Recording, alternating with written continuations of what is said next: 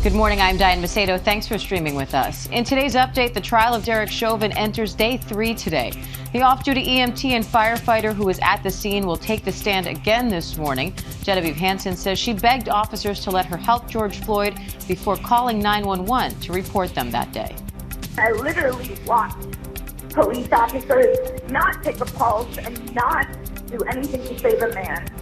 And I am a first responder myself. We're live in Minneapolis with more on what to expect. Plus, Pfizer is making a big announcement about its vaccine and children. Hear what study data shows about the vaccine's impact on kids and when they could start getting those first shots. And it's Infrastructure Week. President Biden is set to unveil his multi-trillion-dollar plan, which aims to fix broken roads, bridges, and invest in clean energy. But proposed tax increases to pay for it are already getting some pushback on Capitol Hill. We'll take a closer look at the plan and where it goes from here. But we start in Minneapolis, where we enter day 3 of testimony in the trial of Derek Chauvin, the former police officer charged with killing George Floyd. Yesterday, we heard from several witnesses who were on the scene, including the teen who recorded that viral video of Derek Chauvin's knee on George Floyd's neck.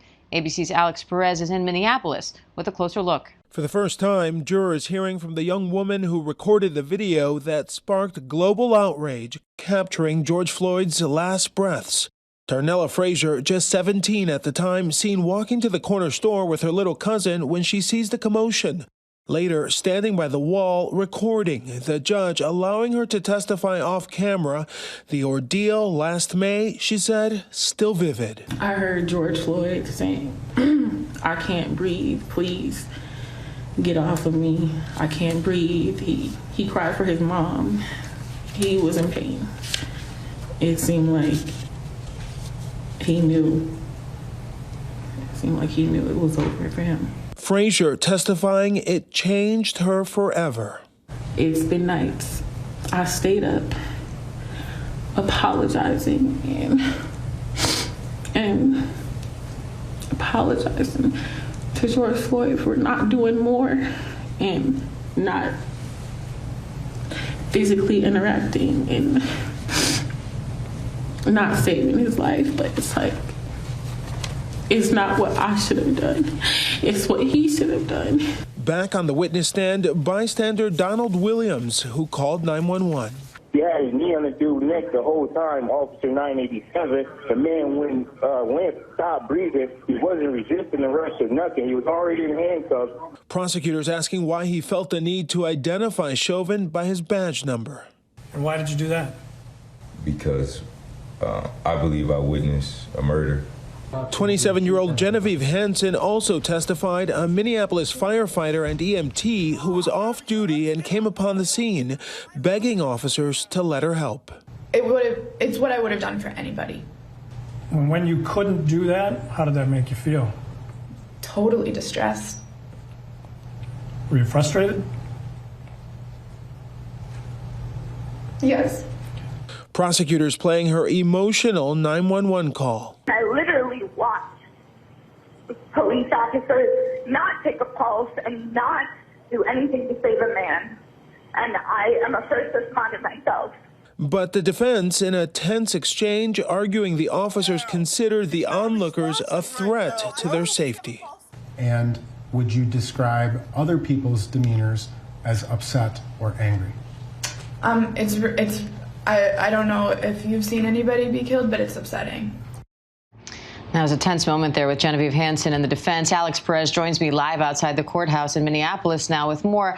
Alex, we just heard some of the testimony from that off-duty EMT, Genevieve Hansen. What are you watching for as she takes the stand again this morning?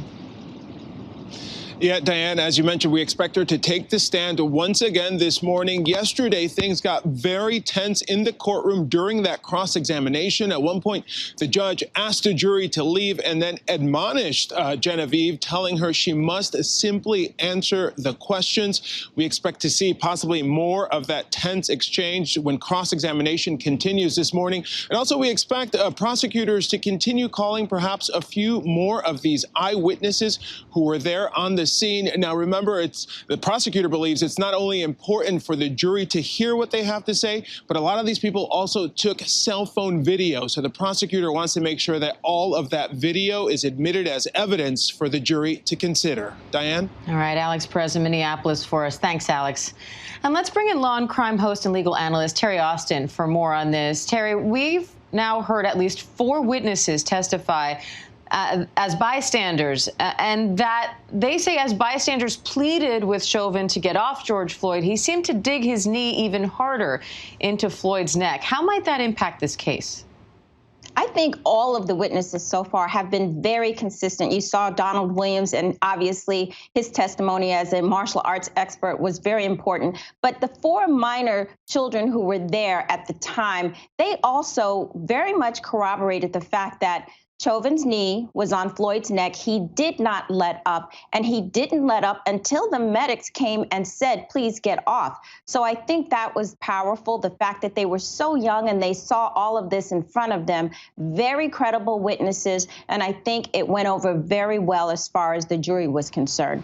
And as far as Genevieve is concerned, as you just reported, she was very testy, and she also corroborated a lot of the facts. But I think the fact that she argued with Eric Nelson really hurt her credibility. And the fact that the judge had to discipline her outside the jury, I think is going to really affect overall her testimony. So interesting day for sure. It was, and it's important to note that the jury didn't see that, that scolding or admonishment by the judge. We, the viewers, did, though, of course. And Genevieve heard that. Now, this is all part of a strategy by the defense to try to establish that these bystander witnesses were part of an angry and threatening crowd. It seems to be when they get into this line of questioning that we saw some tension with Donald Williams and then again some tension, as you mentioned, with Genevieve Hansen. Do you think the overall strategy is working?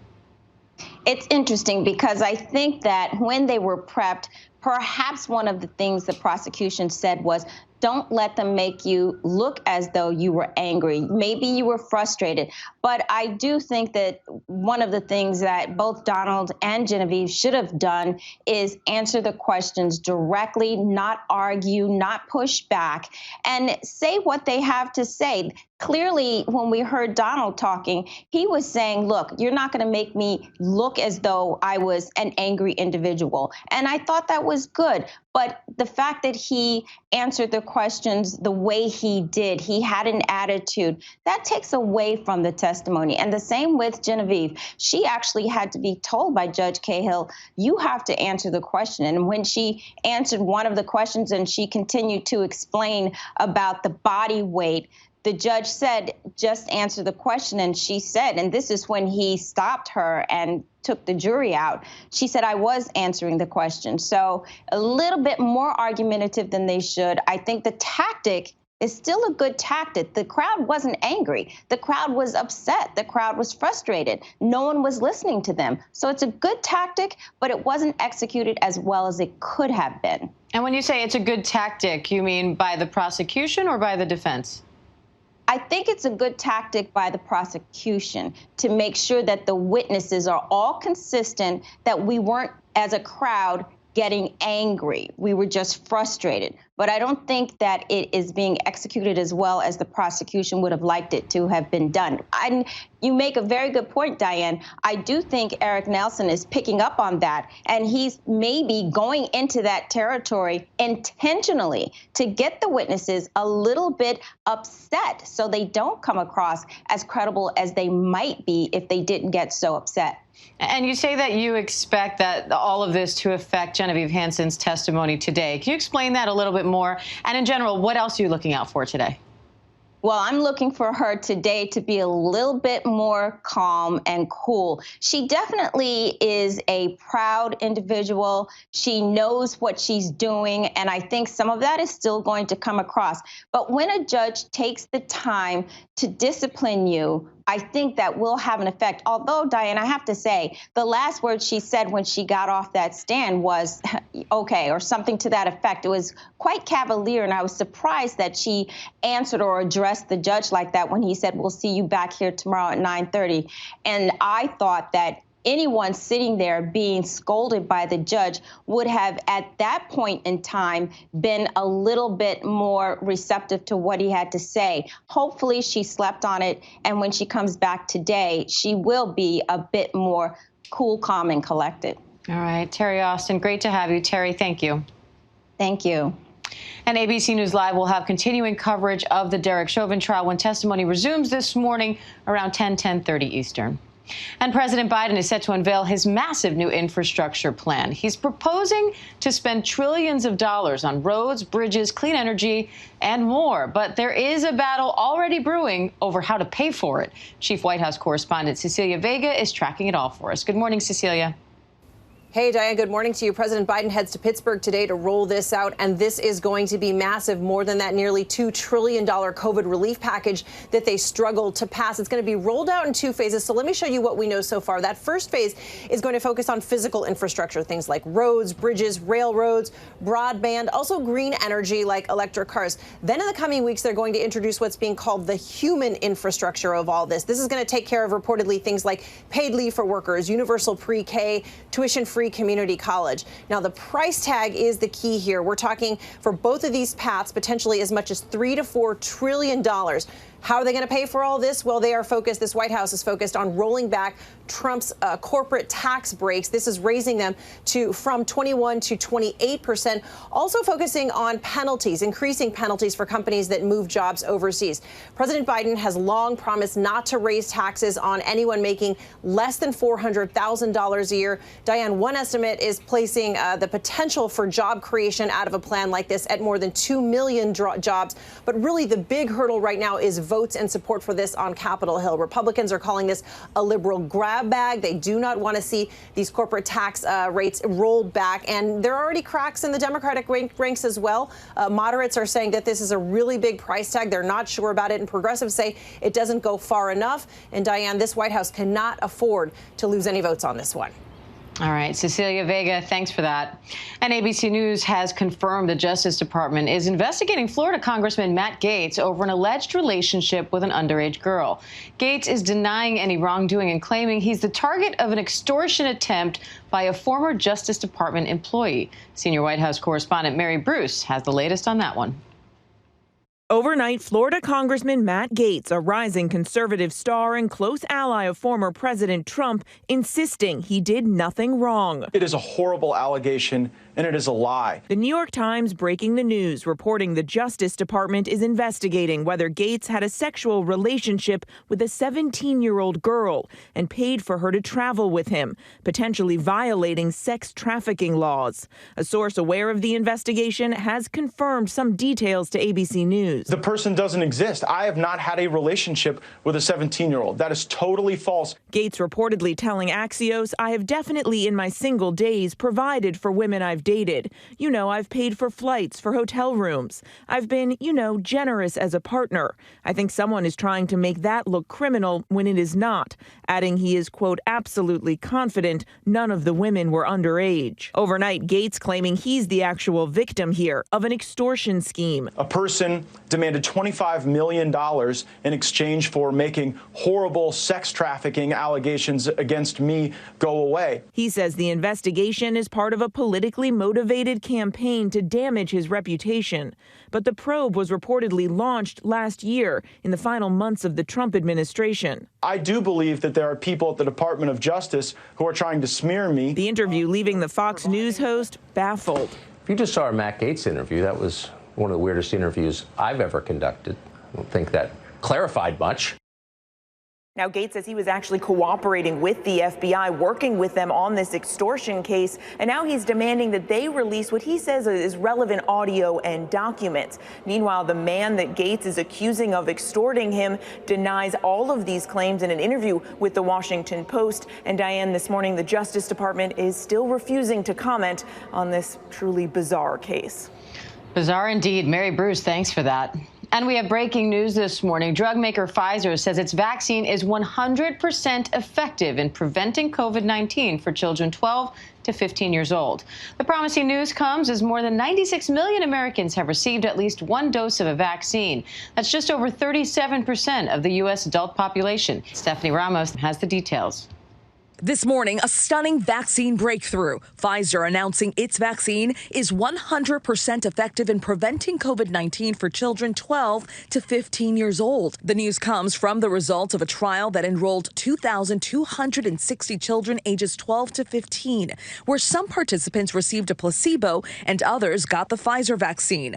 While several with the placebo became infected, none of the vaccinated children developed COVID. But it's a promising turning point for vaccinating young Americans and getting closer to herd immunity as schools prepare for a greater return to in-person learning in the fall. George spoke to Dr. Ajit Jha earlier this morning about possible FDA approval of the vaccine for children. Is this really enough? I mean, this study for them to move forward? You know, I think it is, George. And part of it is now we've had tens of thousands, maybe even hundreds of thousands of kids 16 and 17 who've gotten vaccinated already. We've had young adults get vaccinated. So this is not being looked at in a vacuum. We have a lot of data on young people. This just adds to that data. So I think it's going to be enough for the FDA to expand its authorization to people 12 and older, but we'll have to see. Researchers are still studying the Pfizer vaccine's efficacy in children under the age of 12 and as young as 6 months old. Diane. All right, Stephanie Ramos, thank you. And Rutgers University in New Jersey is mandating that students be vaccinated to attend classes this fall. The move is sparking a national debate over vaccine requirements and what happens to students hesitant about getting vaccinated. ABC News correspondent Trevor Ault has more. This morning, the national debate over vaccine requirements hitting college campuses. Rutgers University announcing it will require students get the COVID-19 vaccine if they want to attend in-person classes this fall. The school president saying the decision was made because the federal government gave assurances the vaccine will be available to all Americans by the end of May, and that it will help provide a safer and more robust college experience for our students. I feel that it is a personal choice of the student whether or not they want to get vaccinated. Rutgers junior Sarah Rozzi says despite the encouragement from doctors, health officials, and her school, she's hesitant to get the vaccine. She's eager to get back to the classroom, but she might not be allowed back. They should allow students to make the choices that they want. I should not be pressured into taking the vaccine. But legal experts say schools like Rutgers do have the authority to make these requirements if they so choose, because in the United States, you do not have a guaranteed right to a college education. A school cannot hold a student down and put a needle in their arm. However, a school can condition attendance on vaccinating. Other schools are instead trying to incentivize the vaccine, like North Dakota's Dickinson State University, saying its vaccinated students will be exempt from the mask mandate on campus. And schools like Rutgers that require the vaccine say they will grant exceptions for religious or medical reasons. Schools can have special rooms for students with disability where they learn by themselves. But the school will have to accommodate students with medical reasons not to get vaccinated. And while these universities can require their students get the shot, it's a different question as to whether they could have the same requirements for their professors or their staff. Employment rights tend to go a little bit further, so these schools would likely have to work out a plan with their unions. Diane? All right, our thanks to Trevor Ault there. And police in New York City are investigating a possible hate crime after another horrific attack against an Asian American woman this week. We've got the latest on that investigation and the suspect now in custody. Plus, we'll take an inside look at the dramatic increase in so-called fake vaccine cards and why experts say they're a major risk to public health. Stay with us.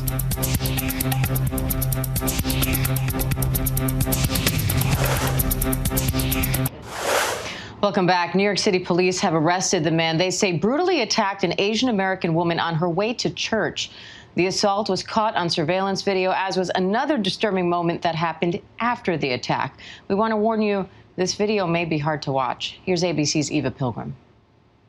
This morning, police say this man, 38-year-old Brandon Elliott, is behind bars, arrested overnight on charges of felony assault as a hate crime after this brutal beating of a 65-year-old Asian woman. Authorities say surveillance video shows Elliott violently kicking the woman to the ground and then repeatedly on the head. They say he also made anti-Asian statements telling the woman she didn't belong here. It's just outlandish for me to think that no one intervened. In one video, door staff and a delivery person are just feet away, appearing to watch from inside a building. One person then shuts the door. Close their door on a woman lying on the sidewalk. Isn't that the perfect symbolism of exactly what is happening right now? The building's owner announcing it suspended the door staff pending an investigation. It's also trying to identify the delivery person. Eventually, someone did help the woman. She was taken to the hospital with serious injuries. Hate crimes against Asian Americans are up nearly 150% in major cities across the country, up by at least 833% in New York City. We've often been viewed as invisible and as foreigners. People need to understand that Asian Americans are just as American as anyone else. NYPD stepping up patrols in predominantly Asian neighborhoods in light of these recent attacks. But this attack actually happened just steps from Times Square. Diane? Horrible on so many levels. Eva Pilgrim, thank you. And as more venues start to require proof of vaccination, online scammers are selling fake vaccine certificates. Doctors say these fraudulent cards could pose a risk to public health and our potential return to normalcy. Ariel Reshef has the details. If you've gotten a COVID-19 vaccine, you probably have one of these. Vaccine cards quickly becoming the ticket to a safe return to normalcy. But this morning, experts warning fraudulent cards are popping up for sale online. We've seen a 300% increase from what was available in December. According to cybersecurity firm Check Point, this listing on the dark web offering a fake vaccine certificate for $150. The vendor allegedly accepting the cryptocurrency Bitcoin as a payment method to avoid being traced, claiming not everybody will like to take the COVID-19 vaccine and we provide proof of having been vaccinated. Healthcare professional Savannah Sparks says she came across TikTok users who appear to be peddling phony vaccine verification. Her videos exposing the alleged scammers, garnering millions of views. I have been calling these people out. My goal is to provide a strong voice for evidence-based medicine to show that joking about public health and patient safety is not a joke. Doctors say those counterfeit vaccine cards could pose a risk to public health. Those that are hesitant to get the vaccine for whatever reason may turn to alternatives. They potentially have real risk of carrying the virus and transmitting to others. This week, the White House announcing it will help set national guidelines for managing vaccine passports, which provide digital proof you've been vaccinated or recently tested negative for COVID. Unlike other parts of the world, the government here is not viewing its role as the place to create a passport, nor a place to hold the data of citizens. But as New York becomes the first state to pilot voluntary vaccine passports as a way to safely reopen, cybersecurity experts are raising concerns about fraud and the potential for hackers to gain access to personal information. They really want to hit a large audience and hope that they get an easy return on somebody that clicks a link or offers personal information. And experts say once you've gotten your vaccine, you should hang on to that vaccination card. You can scan it to your phone and keep that original with your other important documents. And if you lose your card, go back to the site where you first got your shot. They should be keeping record, never by any verification on the internet. Diane? All right, good tips there. Ariel Reshef, thank you. And Britney Spears is responding for the first time to the documentary about her conservatorship. We've got more on her emotional reaction and how she's moving forward after the break.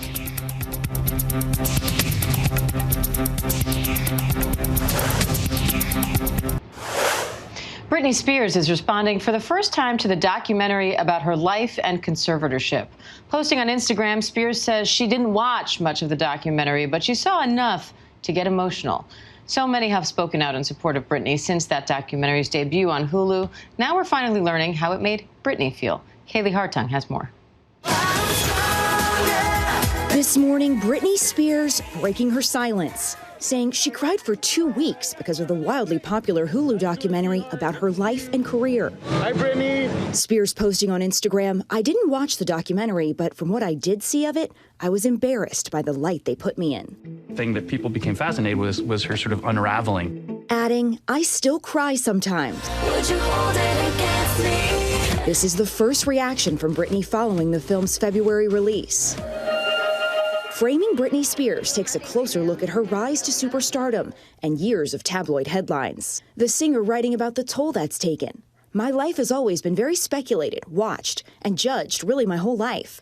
I've always been so judged, insulted, and embarrassed by the media, and I still am till this day." Hey, you're trying to get out! Front and center in Framing Britney, the court-mandated conservatorship that has been making medical and financial decisions for her since 2008. Put in place after a bitter divorce, custody battle, and 2 hospitalizations. And a viral movement to free Britney. Fans of the pop star who claim the conservatorship is being used to control her against her will. The conservatorship has got to go. Now, a judge deciding whether to grant her request to permanently appoint Jody Montgomery, who's been overseeing Britney's personal decisions for years. If the judge approves, Montgomery would also be granted control over Britney's visitors, hire caretakers, and oversee medical and psychiatric health care. Her father, who stepped down as her conservator of person amid health issues in 2019, would remain part of the group controlling her finances, along with an outside trust. Now Britney says it's time for kindness. "I do what I can in my own spirituality with myself to try and keep my own joy, love, and happiness. I'm not here to be perfect. Perfect is boring." And Diane, in that latest post from Britney, you could hear she was dancing to Aerosmith's Crazy. She said she needs to dance to Steven Tyler's music every night for her sanity, to feel wild and human and alive. The next hearing for that battle for her conservatorship, it's coming up in April. Diane. A lot of people are going to be watching that one. Kaylee Hartung, thank you. And now it's time to take a look at the day's science and technology headlines. Let's go to Andrew Dimbert for that.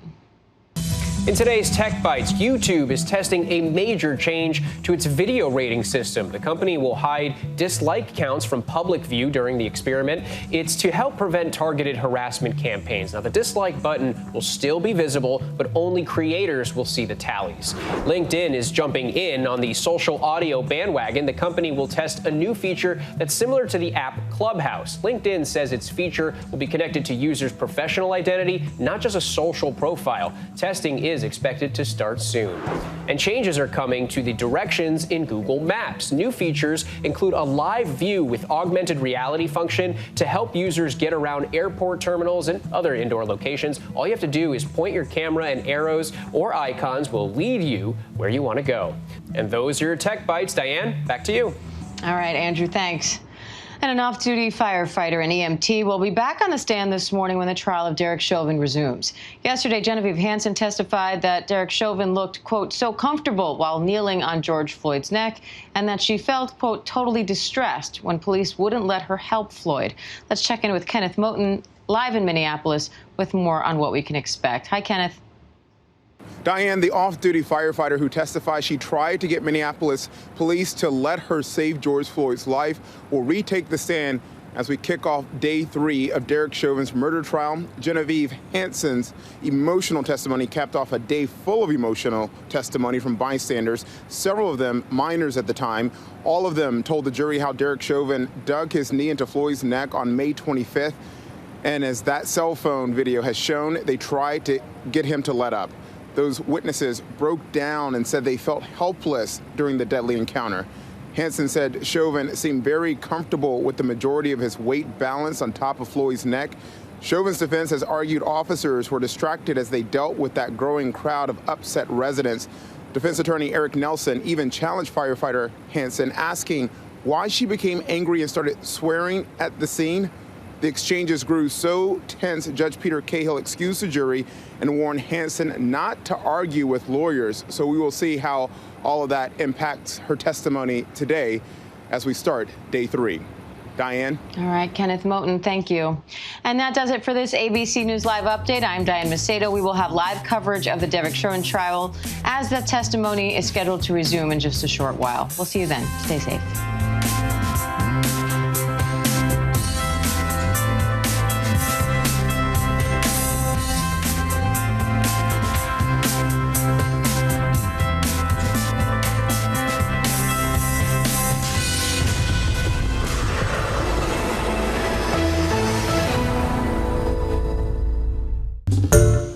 Hi, everyone. George Stephanopoulos here. Thanks for checking out the ABC News YouTube channel. If you'd like to get more videos, show highlights, and watch live event coverage, click on the right over here to subscribe to our channel. And don't forget to download the ABC News app for breaking news alerts. Thanks for watching.